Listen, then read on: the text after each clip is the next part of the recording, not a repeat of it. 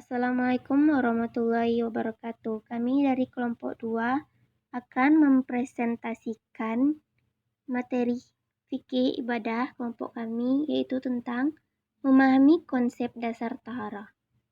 Sebelumnya, perkenalkan nama saya Dian Ramadhani, NIM 3421111. Di sini saya akan menjelaskan tentang pengertian taharah dan dasar hukum taharah. Yang pertama, pengertian taharah.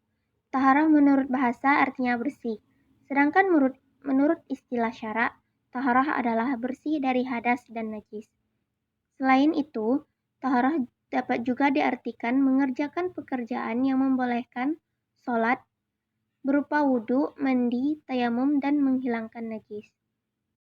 Taharah secara umum dapat dilakukan dengan 4 cara sebagai berikut. Yang pertama, membersihkan lahir dari hadas, najis, dan kelebihan-kelebihan yang ada dalam badan. Yang kedua, membersihkan anggota badan dari dosa-dosa. Yang ketiga, membersihkan hati dari akhlak tercela. Yang keempat, membersihkan hati dari selain Allah. Selanjutnya, dasar hukum taharah. Taharah atau bersuci hukumnya ialah wajib. Berdasarkan penjelasan Al-Quran ataupun As-Sunnah.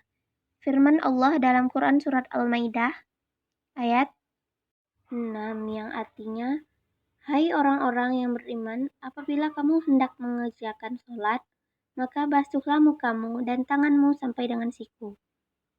Dan sapulah kepalamu dan basuh kakimu sampai dengan kedua mata kaki. Dan jika kamu junub, maka mandilah. Dan jika kamu sakit atau dalam perjalanan, atau kembali dari tempat buang air, atau menyentuh perempuan lalu kamu tidak memperoleh air, maka bertayamumlah dengan tanah yang baik atau bersih. Sapulah mukamu dan tanganmu dengan tanah itu. Allah tidak hendak menyulitkan kamu, tetapi Dia hendak membersihkan kamu dan menyempurnakan nikmat-Nya bagimu, supaya kamu bersyukur. Tidak terlihat tidak ada alasan bagi orang yang beriman untuk tidak bersuci dalam melaksanakan ibadah, terutama sholat. Suci yang dimaksud tidak hanya pada badan saja, tetapi juga suci dari seluruh pakaian, tempat, dan yang lainnya. Menjaga kesucian merupakan hal yang disenangi dan dicintai Allah Subhanahu wa Ta'ala, bahkan mendapatkan ampunan darinya. Sebagaimana dijelaskan dalam Al-Quran, Quran Surat Al-Baqarah ayat 222, yang artinya, sesungguhnya Allah menyukai orang-orang yang bertaubat dan menyukai orang-orang yang mensucikan diri. Dan juga terdapat firman Allah dalam Quran Surat Al-Mudassir ayat 4 yang artinya, dan pakaianmu bersihkanlah. Dan Rasulullah juga bersabda dalam hadisnya yaitu yang artinya kunci sholat ialah bersuci. Hadis riwayat Tirmizi. Dari beberapa dasar hukum taharah tersebut, maka bahwa bersuci adalah wajib dilakukan bagi seorang muslim atau muslimah ingin melaksanakan ibadah seperti sholat atau yang lainnya. Sedang keadaan terkena hadas atau najis. Sekian dari saya. Assalamualaikum warahmatullahi wabarakatuh. Assalamualaikum warahmatullahi wabarakatuh. Perkenalkan, nama saya Eldina Alia, NIM 3421102. Baiklah, di sini saya akan melanjutkan pembahasan tentang hadas, najis, istinja. Hadas. Ada 2 hadas, yaitu hadas kubro, hadas yang bisa dibersihkan dengan cara wudhu dan tayamum. Hadas sugro, hadas yang hanya bisa dibersihkan dengan cara mandi wajib. 1. Wudhu. Pengertian wudhu menurut bahasa yaitu bagus, bersih. Menurut istilah, pekerjaan yang menggunakan air yang dibasuhkan pada anggota badan tertentu diawali dengan niat. Hukum wudhu ada 2. 1. Wajib bagi yang hadas. 2. Sunnah bagi orang yang memperbarui wudhu baik setelah sholat ataupun setelah mandi wajib. Syarat wudhu: menggunakan air mutlak, menyiramkan air ke anggota wudhu yang hendak dibasuh. Anggota wudhu tidak terdapat sesuatu yang dapat merusak air, tidak ada penghalang di antara anggota tubuh yang dibasuh. Tiba waktu sholat, bagi yang punya penyakit besar atau wanita mustahaddah. Fardu atau rukun wudhu. Niat membasuh muka, membasuh kedua tangan sampai siku, mengusap kepala, membasuh kedua kaki sampai mata kaki, tartib.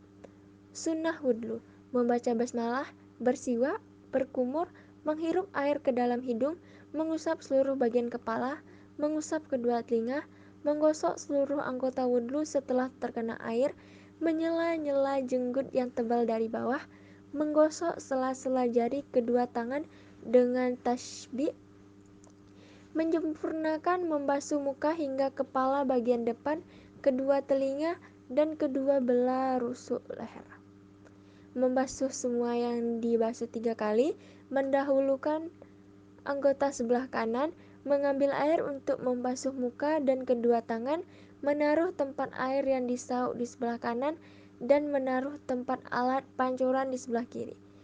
Terus menerus membasuh sebelum kering, meneliti ujung tumit dan ujung mata, tidak menyeka bekas air wudhu tanpa uzur, sunnah membaca 2 kalimat syahadat dan berdoa setelah wudhu, sholat sunnah 2 rakaat. Yang membatalkan wudhu. Nyata ada sesuatu yang keluar dari kubul dan dubur, kecuali air mani. Hilang akal karena mabuk, gila, pingsan, atau tidur.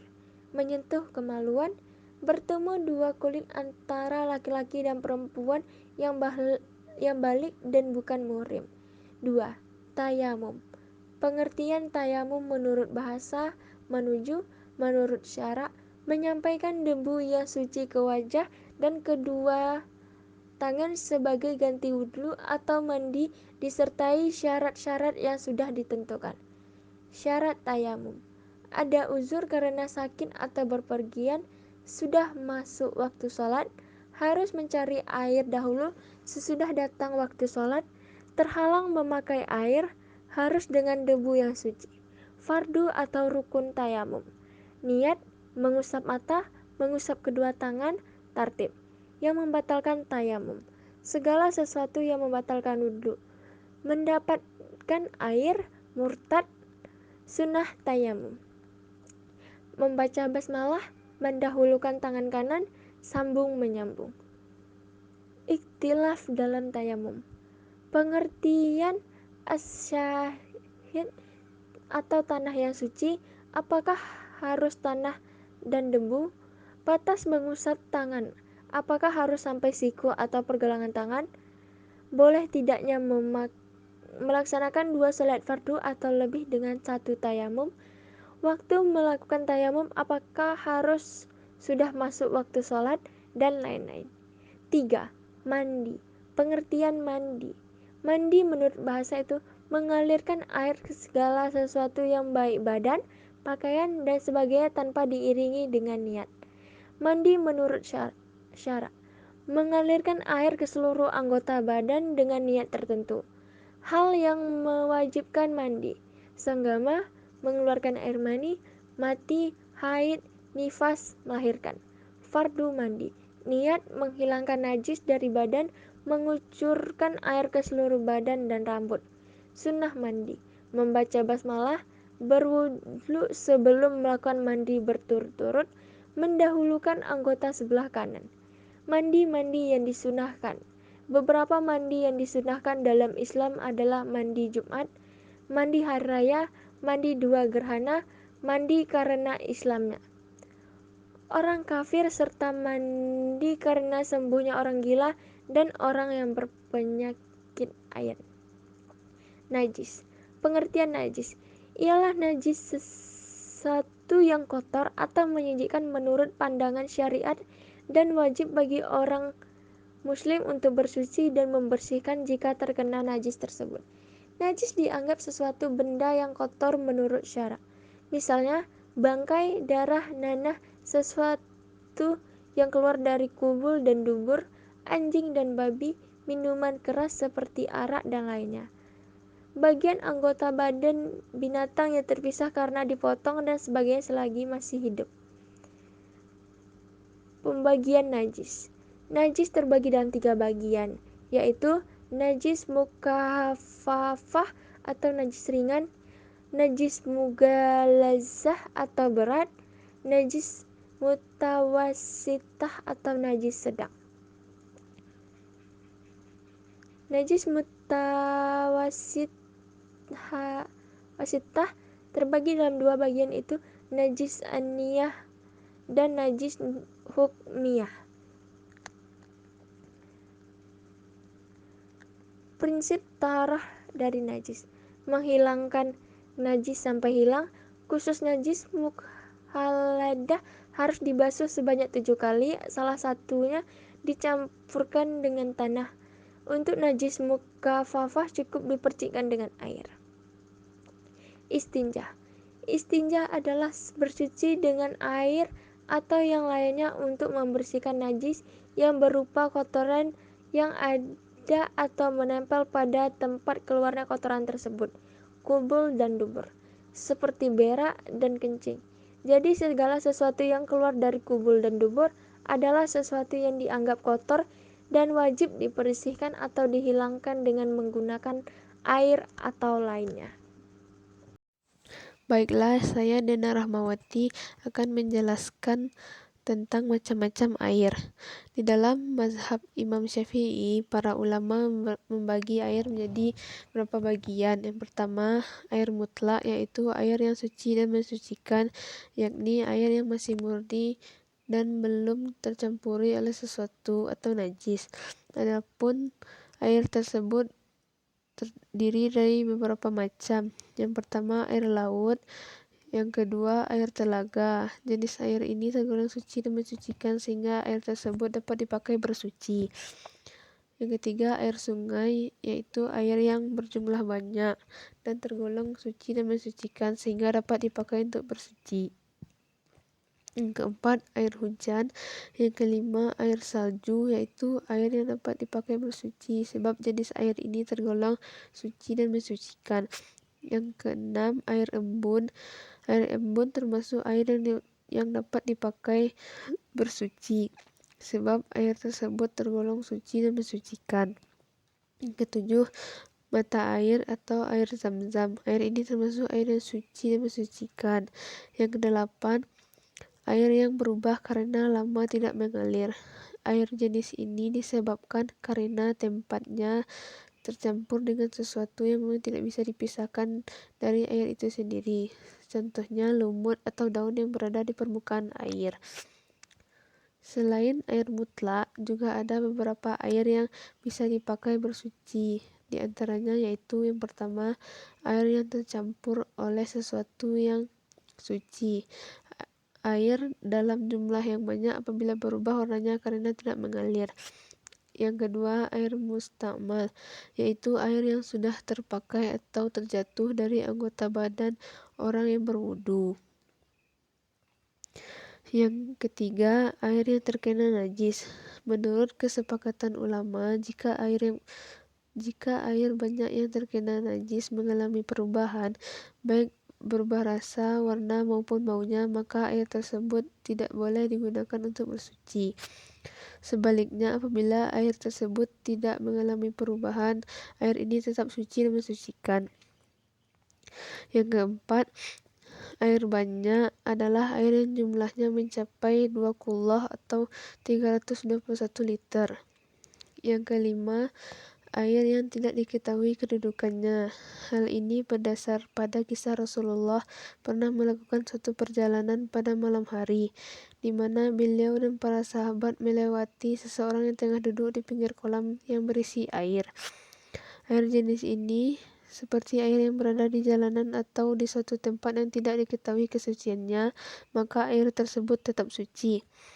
Yang kedua, tanah yang suci di atas bumi, pasir, batu, dan tanah berair. Karena Rasulullah SAW bersabda, "Bumi dijadikan masjid dan suci bagiku." Hadis riwayat Bukhari. Tanah bisa dijadikan sebagai alat taharah jika air tidak ada atau tidak bisa menggunakan air karena sakit dan lain sebagainya. Sekian. Terima kasih. Assalamualaikum warahmatullahi wabarakatuh.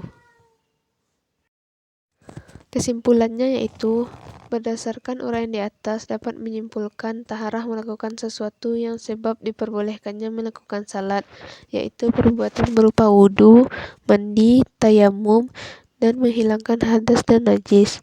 Macam-macam taharah ada 3: 1 wudu, 2 mandi, 3 tayamum. Dasar hukum taharah adalah wajib. Ada macam-macam air, yaitu yang pertama air suci dan bisa mensucikan serta tidak makruh digunakan, yaitu air mutlak. Yang kedua, air yang suci dan mensucikan serta makruh menggunakannya pada badan tetapi bukan pada pakaian, yaitu air musyammas. Yang ketiga, air yang suci tapi tak bisa mensucikan, yaitu air mustamal. Yang keempat, air najis, yaitu air yang terkena najis sampai berubah sifatnya ataupun tidak, dan kondisi air tersebut kurang 2 kula. Taharah yang baik dan benar dengan beberapa ketentuan seperti niat, menggunakan air yang suci dan mensucikan, terbasuhnya semua bagian-bagian yang wajib dibasuh saat bersuci, dan tidak melakukan hal-hal yang dapat membatalkan taharah. Implementasi hikmah taharah dalam kehidupan sehari-hari, yaitu bisa menjaga kebersihan lingkungan tempat tinggal ataupun tempat ibadah. Sekian, terima kasih. Assalamualaikum warahmatullahi wabarakatuh.